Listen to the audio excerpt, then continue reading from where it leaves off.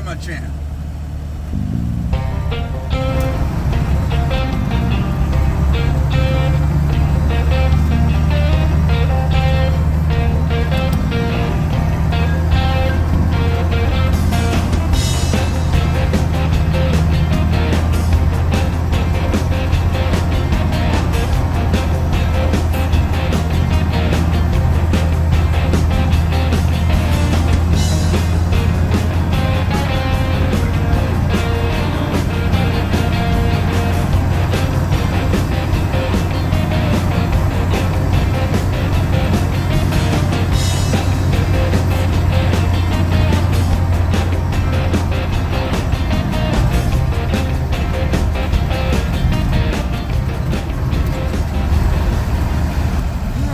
Welcome. Today, after this short cruise, we're going to get back to the shop and we're going to troubleshoot this erratic registering gas gauge of mine. Now, back when I got this thing on the road, I replaced the sending unit with a aftermarket unit, and I also upgraded the truck to 12 volts when I swapped the engine, and it's worked great for a couple of years now. But now it's not, when I fill the tank up, it's not registering the full tank. It goes maybe to 3/4 tank, hangs around there for quite a while, gets down to half a tank, and when it gets low, it gets around a 1/4 tank, so it's not doing its full sweep. So we're going to troubleshoot this thing and figure out if the problem could be in the sender, the wiring, the voltage drop resistor that drops the 12 volt down to 6 volts so the stock OEM gauge works, or a combination of several. So stay tuned. Let's get busy.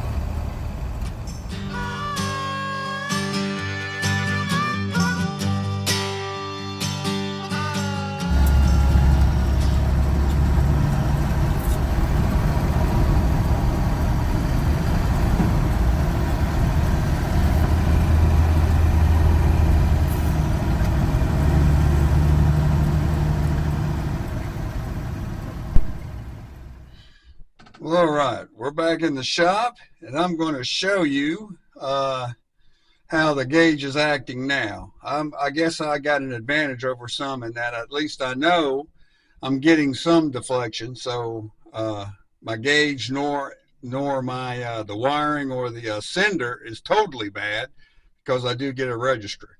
All right, I'm going to turn the key on, and you see it jumped up to about a little over a 1/4 tank. And let's see how many miles I've gone on this tank full. My mileage is what, 31,253. And let's see, I filled up at 31,110. So I guess about 140 miles. Actually, that's pretty close to being the way it should be.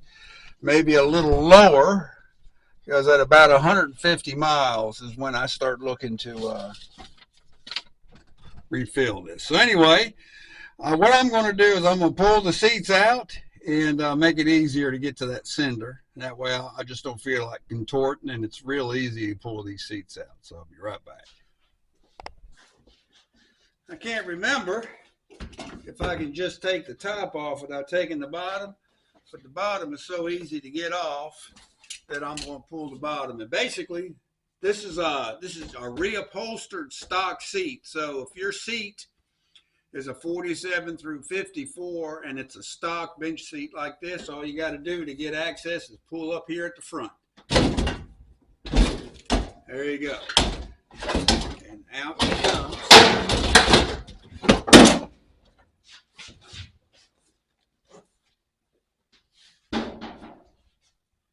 All right, and well, good. I don't see any bad evidence of mice infestation. Now you got 3 brackets that screw into that hold the top of the seat back to the seat frame, and I've used 1/4 inch screws to hold them in, so I'm gonna pull them out.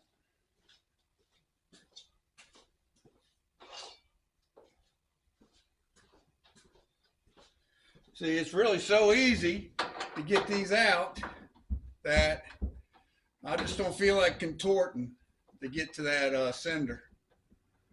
This is a whole lot easier.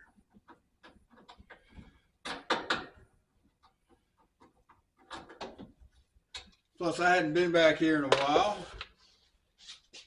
We'll get so far next. So that'll be good to kind of get a little inspection going on here.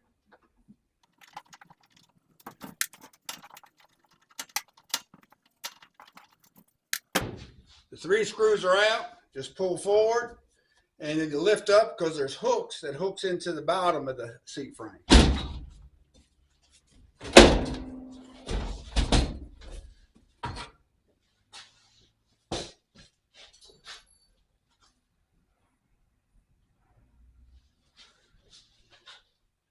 Well, good. I'm still not seeing any bad infestation, and I know them mice has been around. Here's the sender. I'll get a closer up. Now, well, I'll explain here in a moment. All right, this is actually, even though this is a 49 truck, this gas tank came in a big deal I did a swap for, and this is a 54 tank.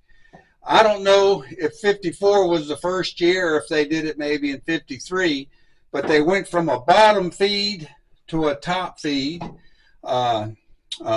gas tank, and the sock and everything goes down through the sender, and here's the fuel line. So that is different from a 40, definitely a 49, 48, and 47. Like I say, it may be 54s when they went to this particular, they changed from a bottom feed to a top feed. So anyway, what I'm going to do, here's this lead here on the terminal that goes to the gas gauge, and this is a ground wire right here. Okay, so what I want to do is, before I pull this sender, I'm going to do some tests by pulling this I'm going to call it the hot wire, but it's actually the sender wire going back to the gas gauge. So I'll be right back. All right, 5/16 inch. Here we go. I'm going to take that the sender wire off. All right. Now, if you remember, I had a oh, that doesn't feel good at all. That's moving around. I may have found the problem already. Well, okay. Let's pull that wire off. All right, now I'm going to turn my key switch on, and I'm going to see what I can't remember what I should see on that gas tank gauge. So let's see. All right, here you can see I've got the sender wire disconnected. All right, here, let's watch the gas gauge. Here, let me see if I can put some light on the situation. Here we go. Okay, I'm turning the key on. Where is it at? Down there. And it sticks. But anyway, you notice it's deflecting all the way to full with the wire disconnected. Now what I'm going to do is touch it to ground. All right, touching the wire to ground. Watch it all the way to E. Full, empty. That tells me my gauge is good and my wiring is good all the way to here. So it looks like the problem is in that sender. So we're going to check him out now. All right. Now, if you remember from the cruise, I was reading just under half a tank. This sender is rated from 0 to 30 ohms, okay? So you would expect to see at a half a tank around 15 ohms, plus or minus whatever percentage it has. So for GP, I'm going to read the resistance and see what I'm reading before I take it apart. and I'm getting 13 and a half ohms, which would seem to match being below half a tank reading. That would be correct. The problem is when I fill it all the way up, it doesn't register all the way to full. And I know I'm going to full. I'm filling it all the way up, and it doesn't register below a quarter tank after I run it low. When I know I should be reading lower, it doesn't. I should be close to the E line, and it's not reading it. So anyway, I'm gonna disconnect the fuel line here. I may get a little leakage. It's amazing. When I first went to this, being a top feed, that means that fuel pump has got to pull the fuel up and then down. This is actually higher than the carburetor. Well, it's not higher than the carburetor, but it's higher than the pump. So, and the pump's been working fine like this for, oh gosh, how many years? 5 at least. So anyway, so I haven't had any problem whatsoever pulling the fuel. Okay, and it didn't leak at all. All right, so I can easily pull that. Try my power here.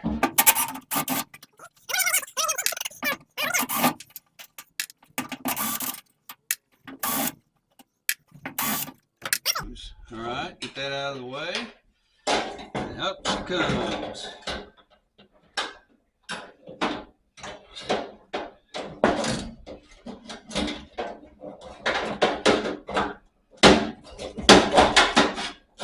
That's the sock.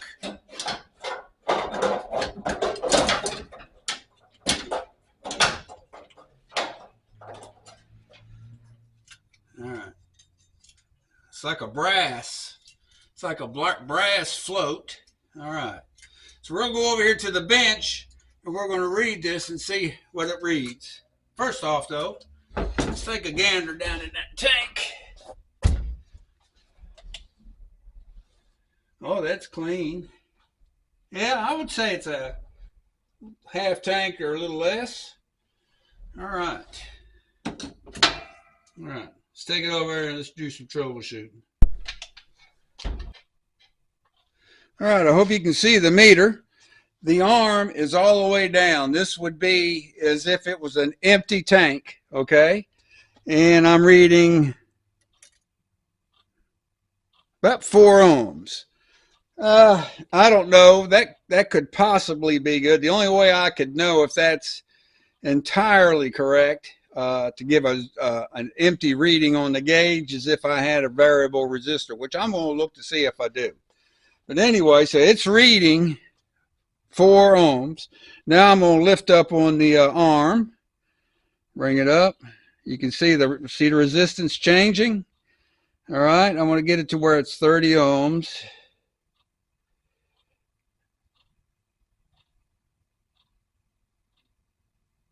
Right there.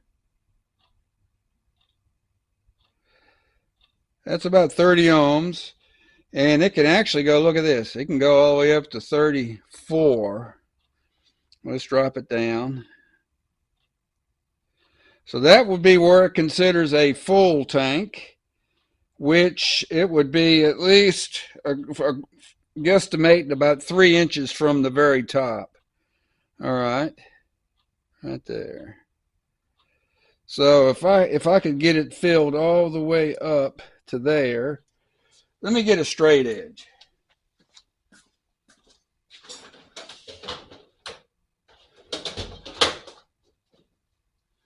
All right, let's get a straight edge here. Let's bring this all the way up, and he's about touching, and it's 34 ohms. So that would be touching the very top of the tank. I don't think you can fill it that high. So we'll drop it down. I'm going to drop it down to, I get 30 right there. That's a good 3 inches. I would say at least 3 inches, 2.5 maybe, below the very top of the tank. So I don't have another sender to compare that to. So, you know, now the problem is now it's not registering it's not registering full. It's only registering like 3/4. So 3/4 would be kind of like about there. All right. So now what I'm going to do, the next test, right now I'm going to assume that's acceptable. I don't know what the plus or minus deviation it will allow. So I am now going to test this float to see. It doesn't feel like nothing has come out, and it doesn't feel like anything is in it. If it had a hole or if it was leaking, it would definitely, I would feel it sloshing around. And I don't have any drips or anything. So anyway, be right back. If I record. All right, it's fairly easy to pop this out. So I can you just pull up on this a little bit and it'll just roll out. There we go. I'm hearing something. I don't know if you can hear that. There's definitely fluid in this. So where is it leaking? Where will it leak? I'm looking it over. I'm not getting anything getting out. How did fluid get in there? Is it supposed to have fluid in it? I don't know.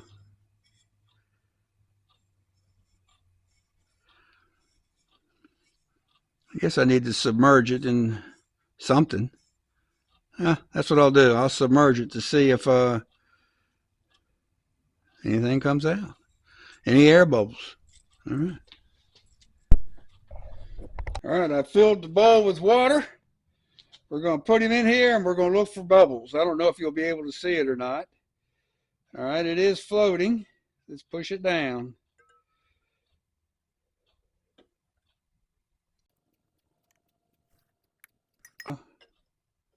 It definitely wants to float.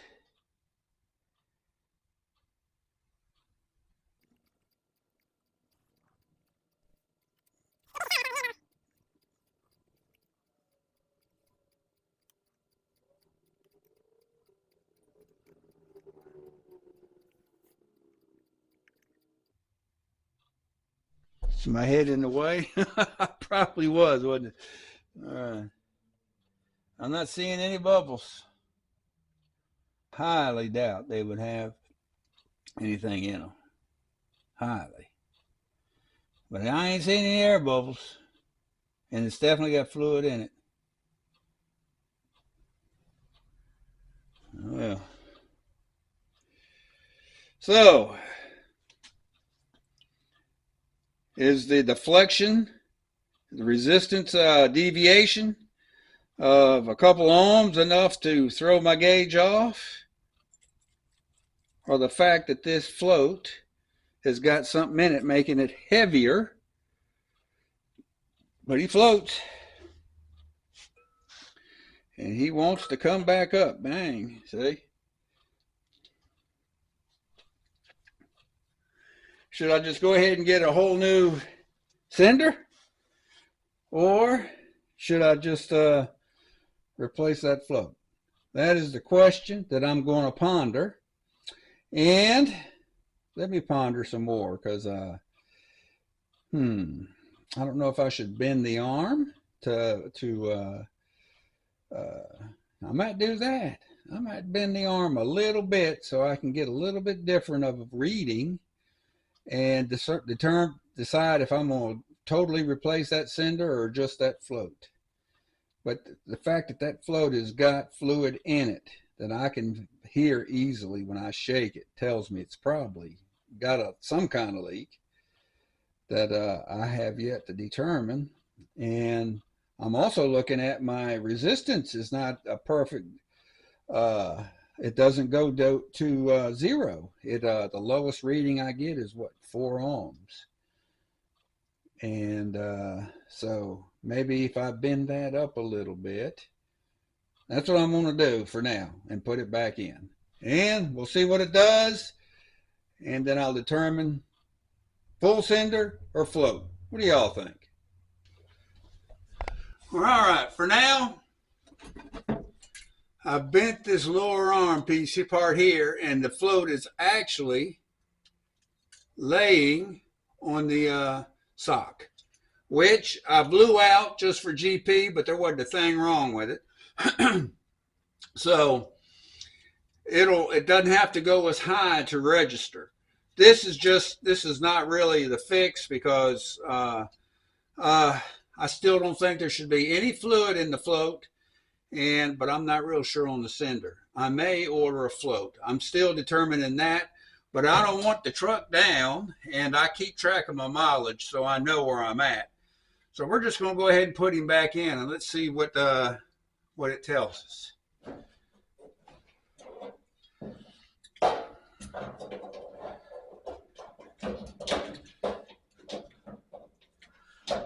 Well, got to get that float all the way in there. Is he all the way in?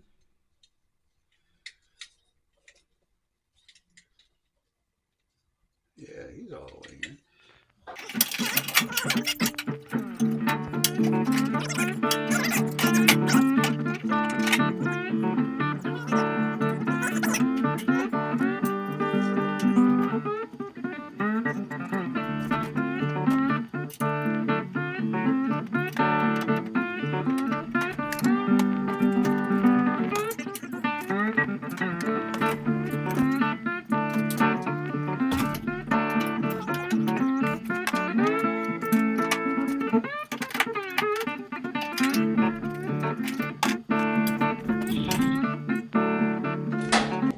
See, if I'm not mistaken, the gasket really only goes one way, and I was off.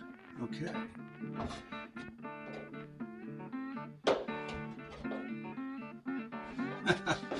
So I was off one hole. So it spun on me.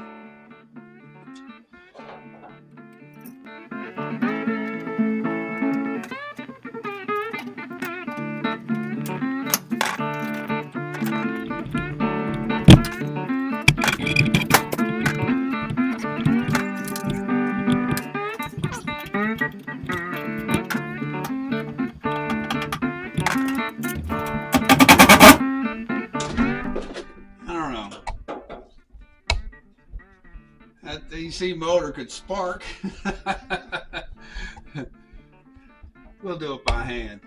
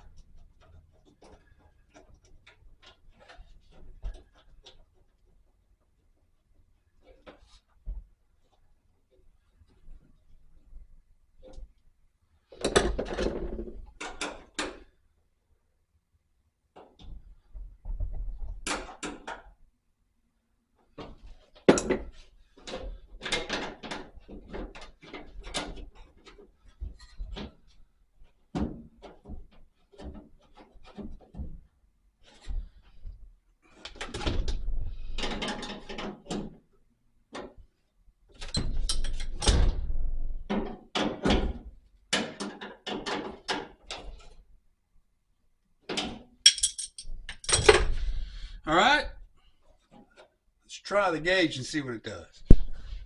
All right, key on, let's see where he deflects. Well, it's closer to half a tank. That's good.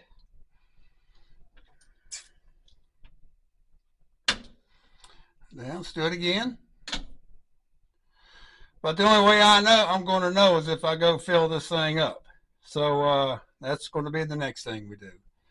So anyway, but that is reading a little higher. Remember, it was more like a quarter tank, and now it's a little higher. It's closer to half a tank. So anyway, there we go. I don't even have to vacuum it. All right. Like I say, I don't know if I have to do any more.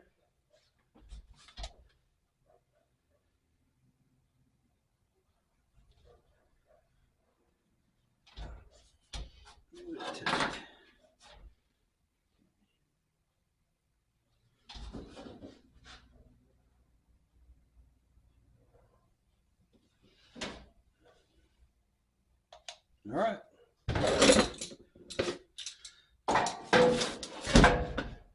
This is that's a spare distributor, the whole shebang, for just in case. You never know.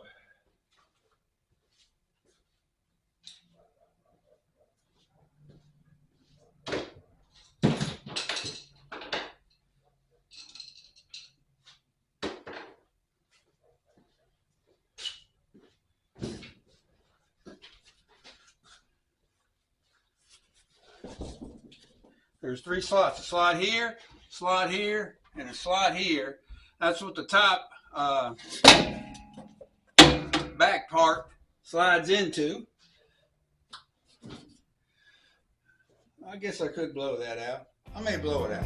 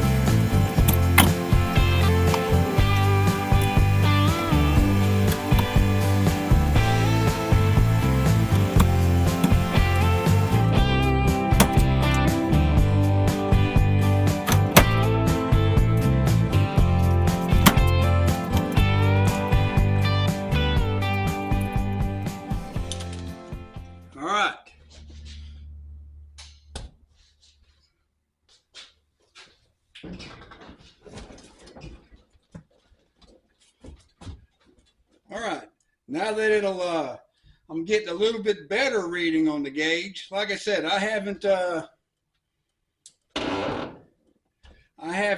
decided if I'm gonna go with the whole sender or just the float, but one or the other is getting replaced. But since I've had the fuel line disconnected, let's start this pup up and make sure it'll run. So neutral.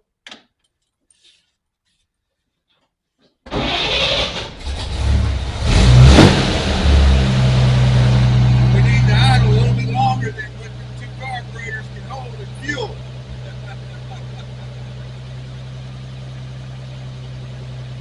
Oh yeah, more better. It's closer to half a tank now. Well, all right. I hope you found this little troubleshooting scenario helpful. I think the key to troubleshooting your fuel gauge problems is, number 1, when you turn the key on, see if you get any deflection in the gauge at all. Any deflection would indicate that it's getting voltage to it, and that'll save you having to crawl up in there to read it out. If you're not getting any deflection, there's really not a fuse on that gauge. Matter of fact, I don't think there's a fuse anywhere. It may be fused off the dash lights, which is a fuse on the headlight switch. Otherwise, there's not a fuse in the fuse panel for it on an OEM. Now, if you've got a modified truck, you will probably have a fuse for it. So I don't know. But if you don't get any deflection and you know you've got a fuse, then I would check that fuse first, and then I would actually take a meter or a voltage probe and go up there and see if you're getting voltage to one side of your fuel gauge. You got 2 terminals on the fuel gauge. One is your power in, the metal casing grounds, all right, so you don't have a separate ground wire going to it. Then the other wire is to the sender in the gas tank, okay? Now it's a home run, should be no shorts or opens between it and the gas tank. So check and see if you're getting deflection. If you're not getting any deflection, check and see if you're getting voltage to the gauge. If you're not getting any voltage to the gauge, well then troubleshoot accordingly. If you are, well, there's a good possibility that the gauge is bad. But before you go pulling into that, what I would do, now I pulled my seats out. You can actually get access to it by just scooting the seat all the way up. Now this, of course, is with a stock gas tank in the cab. Now, you know, custom, well, however you can get to the sender would be the next step.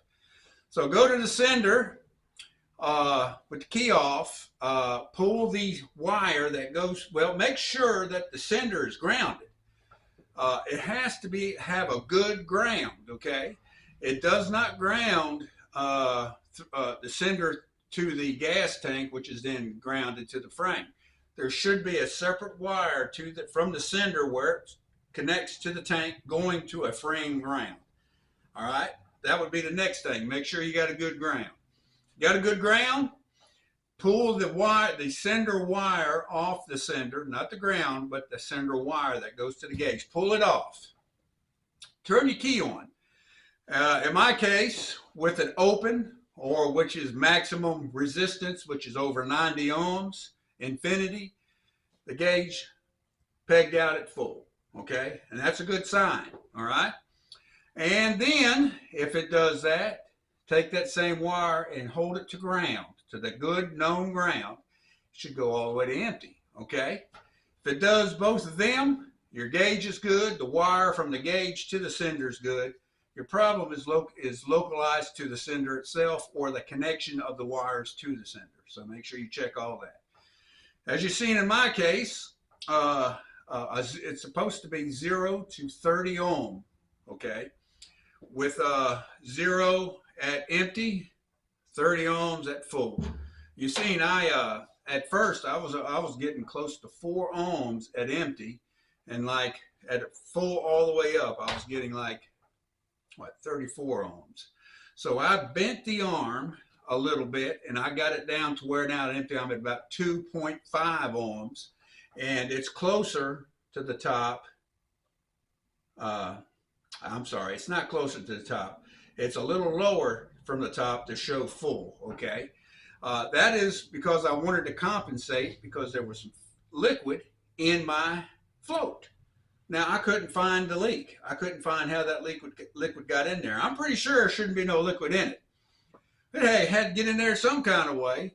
And I shook it and I sunk it in some water, no air bubbles. So I don't know. So by bending the arm, I give it, it goes lower at empty, which is also at full, which should give me some more deflection, which it did. That's not a fix though. That is just until I decide if I'm going to change the whole sender assembly out or if I'm just going to change out that float. I'm still working to decide on that. And since I do track my mileage, and I know I get at a full tank, I've actually gotten up to 180 miles on a full tank, but generally at 150, I will be looking to refill. I don't want to chance anything below that. But, you know, part of that reason is because I'm afraid to pick up junk out of the bottom of the tank. Well, I peered down in the tank while I had the sender out, and there was no junk down there. And there shouldn't be, because I put that tank in brand spanking new back when I got this truck running. So anyway, so let's see. So that's kind of a step-by-step. And what that does is it actually takes the less amount of labor to do it that way. Now, if you want to go about it in a way you're more happy with, more comfortable with, well, that's fine. I like to try to do everything without crawling around or squeezing around or having to reach up on my back and contort. I like to do things easy. And when you get 7 more, well, you look for ways to do stuff easy. So anyway, so that said, hope you have a good one. Oh, we're getting up this thing is it's getting close to due its 3,000 mile service, so I'll probably do a video on that. Oil and filter change, check the transmission level, check the rear, and by the way the brakes are acting, I'm going to have to adjust the brakes. Now, I can't remember what the paperwork says, how often you should do it, but when I can tell by how much travel my pedal has that I should go ahead and adjust them. Now, I replaced these brakes, 6,000 miles ago, maybe 9,000, either 6 or 9, I've checked my records, but that is nowhere near being wore out. So anyway, so there'll be some stuff on that coming up too. And due to my October labor-intensive non-holiday, in other words, I went back to work for a month, I've got new windshields and a new rear window to put in this thing, and I'm trying to determine if I should try to do a little body work first before I put them in, or just put them in. I don't know. Another one of them pondering things, but that'll be coming up too. So anyway, hope everything's going good with you and yours.